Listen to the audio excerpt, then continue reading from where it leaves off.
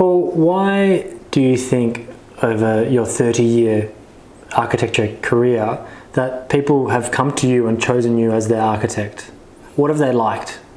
I think what people like about working with me is the fact that I have chosen to be a small office because I want to do the work. I like doing the work. I like working with people on houses. I've chosen to do houses. Not a lot of architects do houses. In fact, a very small percentage of houses in Perth are designed by architects, maybe 3 or 5%, right? I like doing houses. I like the fact that I'm working closely with people, but I've deliberately chosen to be a small office. It's a 3-person office. I have a wonderful draftsman that's been working with me for 30 years. He does a lot of the technical work, but I like to design and follow the project through. I'm the main point of contact.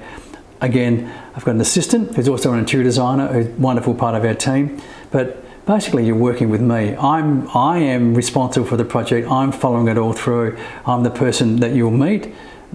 I'm not giving it to some young graduate to follow through. It's my project. That's how I want it. And now I don't take on a lot of work. I need a few jobs at a time, but generally I try and work with a couple of jobs at a time so I can give it my full attention.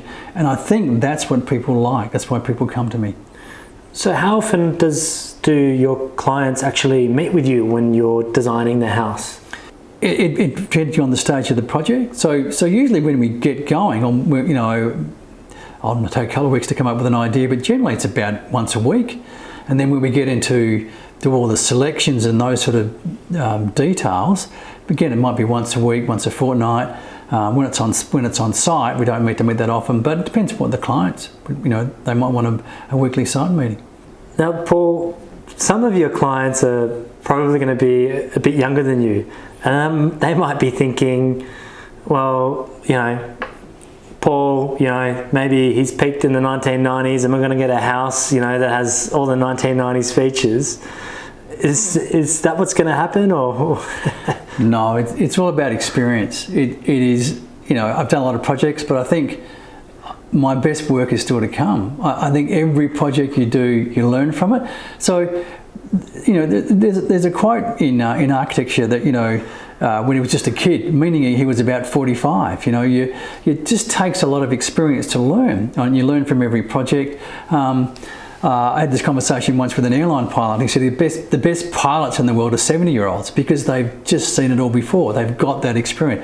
We all look at other work. Well, as architects, we all look at other work. We all keep up with the technology. I'm proud of the work I did in the 1990s, but I'm not doing that now.